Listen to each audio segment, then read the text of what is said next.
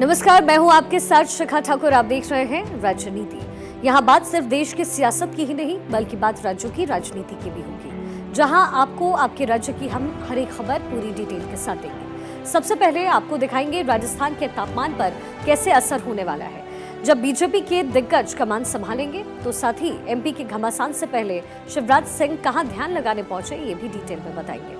चुनाव से पहले प्लान पूर्वांचल के लिए छठ समितियां कैसे तैयार हुई है, ये भी दिखाएंगे और साथ ही ये भी बताएंगे कि चुनाव की तैयारी के बीच सीएम बघेल का खेल कैसे जारी है, ये भी डिटेल के साथ समझाएंगे। लेकिन सबसे पहले आज राजनीति की शुरुआत उस राज्य से करेंगे जहां बीजेपी एक एक कदम फूंक फूंक कर रख रही है। जी हां, बात कर रहे हैं राजस्थान की, जहां बीजेपी ने चुनाव की तारीखों के ऐलान के साथ ही अपने उम्मीदवारों से पर्दा उठा दिया है।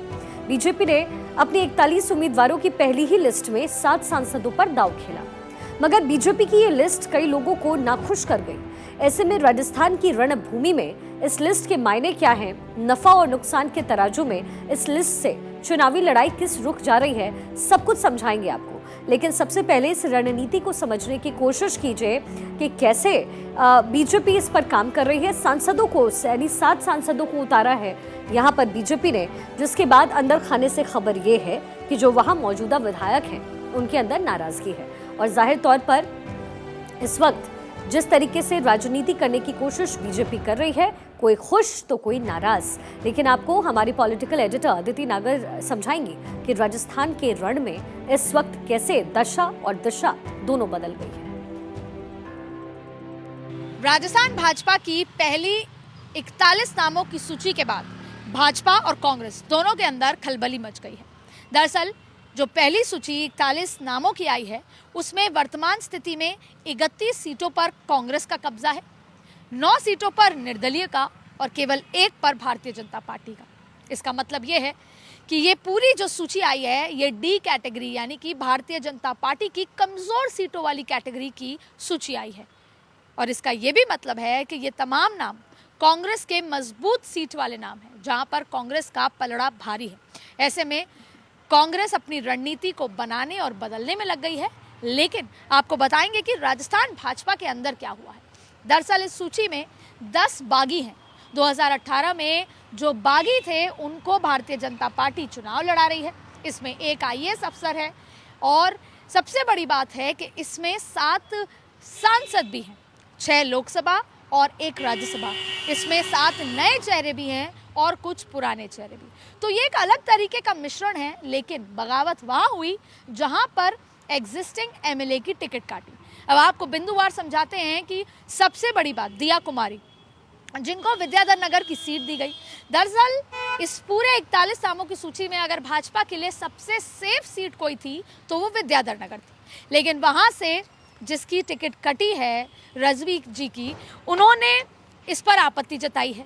वो वहाँ के सिटिंग विधायक भी हैं और ऐसे में उन्होंने तमाम तरीके की आपत्ति जताते हुए, क्योंकि वो भैरव सिंह शेखावत के सन इन लॉ भी हैं, ऐसे में उनकी टिकट कटना उनके लिए एक झटके के जैसा था। उन्होंने आरोप भी लगाए कि मैंने संगठन मंत्री को फ़ोन किया, उन्होंने मेरे फ़ोन का रिप्लाई नहीं किया और तमाम तरीके के आरोप लगाए। इसके बाद उन्होंने अपने बयान को वापस भी लिया। ठीक वैसे ही राज्यवर्धन सिंह राठौड़ को टिकट दी गई और वहाँ पर दरअसल पहले भाजपा का ही राज हुआ करता था, लेकिन पिछली बार कांग्रेस का कब्जा हुआ।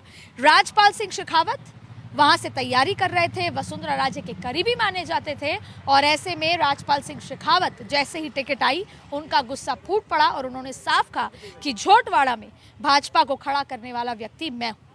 ठीक वैसे ही मामन सिंह यादव, जहां से उनको टिकट मिल रहा था, लेकिन CEC वाले दिन तक भी तय था, लेकिन आखिरी में उनका नाम कटा और बाबा बालकनाथ को तिजारा से टिकट दे दी गई। ऐसे तमाम लंबी फहरिस्त है जहां पर मामन सिंह यादव ने भी खुलकर कहा कि मैं चुनाव लड़ूंगा अगर जनता चाहेगी। तो इंटरनल बगावत शुरू हो चुकी है। लेकिन ठीक ऐसा तब भी हुआ था जब पहली सूची मध्य प्रदेश की आई थी, परिवर्तन यात्रा चल रही थी और तब भी खुलकर विरोध हुआ। लेकिन शायद भारतीय जनता पार्टी की रणनीति में इस बार बदलाव है। भारतीय जनता पार्टी विरोध से नहीं डरती और वो रिस्क लेना चाहती है, क्योंकि ये चुनाव 2023 के लक्ष्य का नहीं है, ये 2024 को लक्ष्य में रखते हुए सेमीफाइनल खेला जा रहा है। Bharatiya Janata party narrative set करना चाहती है, अपने दिग्गजों को भी, बड़े चेहरों को भी उतारना चाहती है, कुछ जिताऊ पुराने चेहरों को रखना चाहती है और सामूहिक चेहरों के साथ मैदान में उतरना चाहती है। ठीक वैसे ही जैसे नरेंद्र मोदी के नेतृत्व में सामूहिक चेहरे, और जब ऐसे अमूलचूल परिवर्तन होते हैं तब आपसी खींचतान होती है। लेकिन भारतीय जनता पार्टी डिसिप्लिन में विश्वास रखती है और वो चाहती है कि ये बगावत उठे और शांत हो जाए, और उसके लिए लगातार भारतीय जनता पार्टी और उनके नेता, जो अरुण सिंह की बात कहें या तमाम ऐसे नेता, संगठन के नेता, इन तमाम लोगों से बातचीत कर रहे हैं। और हो सकता है कि अगर सरकार आए तो उनको कोई बड़ा दायित्व देने की बात भी कर दे। लेकिन यही नहीं है, आगे भी जो लिस्ट आने वाली है उसमें भी आपको बड़े धमाके, बड़े अमूलचूल परिवर्तन और चौंकाने वाले नाम सामने दिख सकते हैं। तो वही बीजेपी की लिस्ट आने के बाद नेताओं के टिकट कटने से लेकर के चुनाव में जीत की चुनौती तब सबका सामना करना इस वक्त पड़ रहा है। और ऐसे में बीजेपी के प्रदेश अध्यक्ष चंद्र प्रकाश जोशी ने भी पार्टी का रुख साफ किया, जिनका कहना है कि गुस्सा स्वाभाविक है, लेकिन उम्मीदवार पार्टी के परिवार की तरह है। के स्वाभाविक है, परिवार के लोग हैं, गुस्सा स्वाभाविक है, क्योंकि एक जगह के लिए एक ही उम्मीदवार हो सकता है। लेकिन भारतीय जनता पार्टी के कार्यकर्ताओं और जनता में एक ही लक्ष्य है कि हमारा उम्मीदवार कमल का फूल है। हम विचार के लिए लड़ रहे हैं, हम काम के लिए लड़ रहे हैं, हम कमल के फूल के लिए काम कर रहे हैं। उम्मीदवार एक प्रतीक के रूप में है, लेकिन सब लोगों के मन और दिल और दिमाग में सिर्फ और सिर्फ कमल का चिन्ह है। तो कमल के फूल के लिए राजस्थान की जनता ने मन बनाया है। नेताओं को बनाने की कवायद चल रही है। निश्चित रूप से परिवार के लोग हैं, क्षणिक गुस्सा स्वाभाविक है। वापस हम सब लोग परिवार में सब साथ बैठकर पार्टी का काम करेंगे। वहीं मध्य प्रदेश में चुनाव का बिगुल इस वक्त बज चुका है। तारीखें सामने आने के साथ ही सियासी दल अपने नफा और नुकसान का हिसाब किताब तैयार कर रहे हैं। धीरे धीरे ये भी सामने आ रहा है कि चुनाव में किस उम्मीदवार पर दांव खेलना है। लेकिन इसी बीच एमपी के मुख्यमंत्री शिवराज सिंह चौहान उत्तराखंड में पहाड़ों पर ध्यान लगाने के लिए निकल पड़े। चुनाव से ठीक पहले पहाड़ों पर पहुंचे शिवराज सिंह चौहान ऋषिकेश में एकांत में चिंतन करते नजर आए। अब देखा जाए तो एमपी के चुनाव सिर पर हैं और ऐसे में संतों का आशीर्वाद लेने उत्तराखंड पहुंचे हैं शिवराज सिंह चौहान। और इस दौरे का पूरा किस्सा समझना बहुत जरूरी है। एक रिपोर्ट के जरिए देखिए।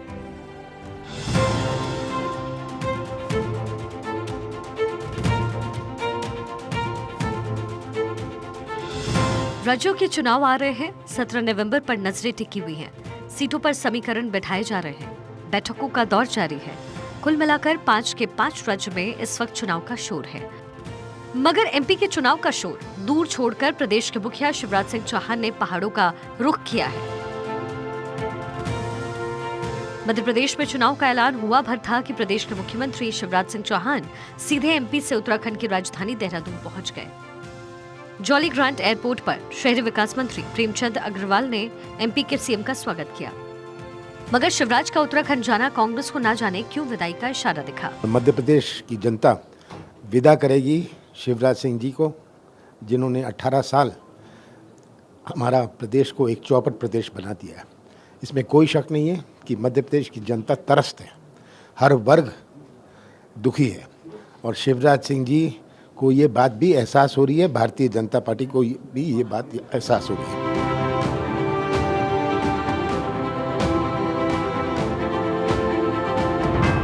उत्तराखंड में चिंतन के लिए पहुंचे शिवराज ऋषिकेश में गंगा किनारे चिंतन करते नजर आए। इस एकांतवास के बीच शिवराज की एक तस्वीर भी सामने आई। मगर गंगा किनारे ली गई ये तस्वीर भी एमपी में सियासत का नया बहाना बन गई है। जब कांग्रेस ने गंगा जल पर 18% जीएसटी के बहाने एमपी सरकार को घेरने की कोशिश की, तो किसने सोचा था कि चुनाव से पहले शिवराज का एकांतवास सियासत का नया बहाना बन जाएगा। यूं तो शिवराज पहाड़ों पर संतों से मुलाकात के लिए पहुंचे हैं। देखना होगा इस मुलाकात के बाद शिवराज को कितना आशीर्वाद मिलता है। Bureau report, Bharat 24। तो भले ही शिवराज ने एमपी में चुनावी शोर को दूर छोड़कर पहाड़ों पर एकांतवास लेने का फैसला किया है, मगर एमपी में सियासी लड़ाई बदस्तूर जारी है। खासतौर पर वो पोस्टर वॉर जो अक्सर एमपी में सियासी सुर्खियां बटोरता है।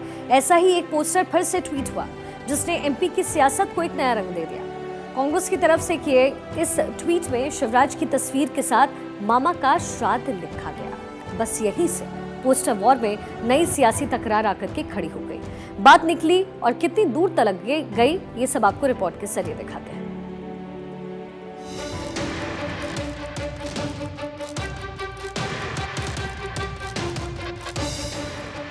एमपी की पोस्टर वॉर में चुनाव से ठीक पहले एक नया पोस्टर झगड़े की वजह बन गया। सोशल मीडिया प्लेटफॉर्म एक्स पर विद कांग्रेस नाम से पोस्टर डाला गया, जिसमें मामा का श्राद्ध लिखकर एक नया विवाद खड़ा कर दिया। बीजेपी ने एमपी के लिए चौथी लिस्ट जारी की। चौथी लिस्ट में शिवराज के नाम से पर्दा उठाया गया। 9 अक्टूबर को आई ये लिस्ट पितृपक्ष के बीच आई। बस यही बहाना बनाकर शिवराज को टिकट देना श्राद्ध से जोड़ दिया गया। ट्वीट का आना भरता कि शिवराज के बेटे कार्तिकेय सिंह चौहान ने कांग्रेस को सवालों में घेर लिया। पोस्टर को ऊंची राजनीति बताकर कांग्रेस को सवालों में घेरा। अब बात निकली तो इतनी दूर तक गई कि सफाई देने के लिए कांग्रेस को सामने आना पड़ा। कमलनाथ के मीडिया एडवाइजर पीयूष बबेले ने ट्वीट करके सफाई दी। ये बताया कि विरोध शिवराज का नहीं, उनकी नीतियों का है। माना कि ट्विटर पर बोलने की आजादी है, मगर आजादी का मतलब ये नहीं कि कुछ भी बोल दिया जाए। एमपी में चुनाव से पहले दाव अपने अपने तरीके से चले जाते हैं, लेकिन चुनावी दाव के बीच कम से कम आदर का भाव भी होना चाहिए। Bureau report, Bharat 24। एमपी में अगर विधानसभा चुनाव की रणभूमि तैयार है तो दिल्ली में 24 के लोकसभा चुनाव का मोर्चा भी खड़ा हो गया है। बीजेपी की खास नजर पूर्वांचल के वोटर्स पर है और इसी वोट बैंक को साधने के लिए बीजेपी ने छठ समिति की बैठक बुलाई। बीजेपी कार्यालय में पूर्वांचल मोर्चा की अहम बैठक हुई और उसमें पूर्वांचल मोर्चा के कंधे पर 19 और 20 नवंबर को होने वाले छठ पूजा के सफल आयोजन को लेकर के पार्टी ने बड़ी जिम्मेदारी दी है। दरअसल छठ पूजा को लेकर अभी से ही राजनीतिक दलों ने तैयारियां शुरू कर दी है और इस बैठक की इनसाइड स्टोरी को समझना है तो इसकी सियासी अहमियत को भी आपके लिए जानना जरूरी है। 2024 में होने वाले लोकसभा चुनाव से इस बैठक को जोड़कर देखा जा सकता है। दरअसल बीजेपी दिल्ली की 7 सीट पर कब्जा बनाए रखने की कोशिश में जुटी है और इसके लिए जरूरी है कि पूर्वांचल के लोगों को ज्यादा से ज्यादा अपने पक्ष में किया जाए और इसी के मद्देनजर बीजेपी पूर्वांचल मोर्चा दिल्ली प्रदेश ने दिल्ली के सभी छठ पूजा समितियों की बैठक प्रदेश कार्यालय में की और इस बैठक में दिल्ली से लगभग 400 छठ पूजा समिति के सदस्य शामिल रहे। अब इस बैठक में क्या निकल कर आया, इस रिपोर्ट के जरिए आपको समझाते हैं। सूर्य उपासना का त्योहार यानी छठ पर्व बिहार और पूर्वांचल का सबसे प्रमुख त्यौहार माना जाता है। यही वजह रही है कि पूर्वांचली वोटर्स दिल्ली में अच्छी खासी संख्या में हैं और इसके लिए बीजेपी और आम आदमी पार्टी लगातार कोशिश करते हैं कि पूर्वांचल वोटर्स उनके साथ रहें। बीजेपी ने छठ समितियों के सहारे ये कोशिश की है कि छठ पूजा में पूर्वांचल और बिहार के लोगों को सुविधा मुहैया कराई जा सके। अच्छी सुविधा मिलेगी, वोटर्स खुश होंगे और दिल्ली में बीजेपी अच्छा प्रदर्शन कर पाएगी। खास बात यह है कि पूर्वांचल वोटरों के साथ साथ मनोज तिवारी जैसा पूर्वांचल का एक बड़ा चेहरा भी बीजेपी के साथ है, जो छठ पर्व को लेकर बेहद उत्साहित रहता है। अक्षय राय, भारत 24, दिल्ली। और बात पूर्वांचल की छिड़ी है तो पूर्वी उत्तर प्रदेश के देवरिया की भी बात करते हैं, जहां एक हत्याकांड के बाद माहौल ऐसा है कि शायद ही कोई त्योहार मनाया जा सके। यह हत्याकांड हुआ था 2 अक्टूबर को, लेकिन देवरिया नरसंहार मामले को लेकर के उत्तर प्रदेश में अब राजनीतिक बवाल छिड़ा हुआ है। सत्ता पर काबिज बीजेपी और विपक्ष समाजवादी पार्टी ने हथियारों पर एक दूसरे पर जाति की राजनीति का आरोप लगाया। ये मामला बहुत पुराना जमीनी विवाद को लेकर के है। देवरिया में 6 लोगों की हत्या से जुड़ा हुआ ये मामला है, जिसमें एक ब्राह्मण और एक यादव परिवार शामिल था। बस यहीं से हत्याकांड में सियासतदानों को जाति नजर आने लगी। हुआ दरअसल कुछ यूं कि रविवार यानी कि 8 अक्टूबर को सदर विधायक शलभ मणि की अगुवाई में श्रद्धांजलि सभा हुई। श्रद्धांजलि सभा में बड़ी तादाद में बीजेपी के नेता जुटे और उन लोगों ने इस घटना के लिए समाजवादी पार्टी को जिम्मेदार ठहराते हुए खूब खरी खोटी सुनाई। उसके जवाब में फतेहपुर गांव समाजवादी पार्टी का प्रतिनिधिमंडल भी पहुंचा, जिसने बीजेपी पर इस घटना को राजनीतिक रंग देने का गंभीर आरोप मढ़ दिया। के लोगों से मिला हूं, सबसे पहले इनकी आपत्ति ये थी कि हमारी दरखास्त लेके एफआईआर दर्ज नहीं किया गया और इसका एफआईआर इन लोगों के अनुसार होना चाहिए था। ठीक है, ये घटना इस फतेहपुर लेहड़ा को कलंकित किया है। ये दुग्धेश्वर नाथ का पवित्र भूमि है, इससे पूरे देश में बड़ी नामूसी हुई है। मैं इतना ही कहूँगा कि इस परिवार की सुरक्षा किया जाए और जो बुलडोजर की राजनीति हो रही है उसको बंद किया जाए, इसमें आपसी वैमनस्यता बढ़ेगी। चलिए कुछ और खबरों का रुख करते हैं। देखिए, वैसे तो बहुत तरह के खेल होते हैं और बहुत तरह के नेता दांव खेलते हैं। कभी विक्टिम कार्ड खेलते हैं, राजनीति के लिए आग से खेलते हैं, राशिफल के खेल खेलते हैं। नेता गलत निकल जाएं तो फिर भावनाओं से खेलते हैं, देश के फ्यूचर से खेलते हैं। लेकिन छत्तीसगढ़ के सीएम यानी भूपेश बघेल एक अलग ही खेल खेलते हुए देखे गए हैं। सीएम बघेल एक तस्वीर में कैंडी क्रश खेलते हुए नजर आ रहे हैं। साथ ही इसके साथ वो ट्रोल हुए तो ट्वीट कर विरोधियों को शुगर क्रश करते भी देखे। वहीं वो रुके नहीं, अपना लेवल फ्लेक्स भी किया उन्होंने। और बात है ये मंगलवार की, जब कांग्रेस की स्क्रीनिंग कमेटी की बैठक चल रही थी। टिकट पर चर्चा होनी थी और उसी कमरे में उनकी स्क्रीन पर कैंडी क्रश का खेल चल रहा था। बस फिर क्या था, खेल की फोटो देख बीजेपी भी खेल गई।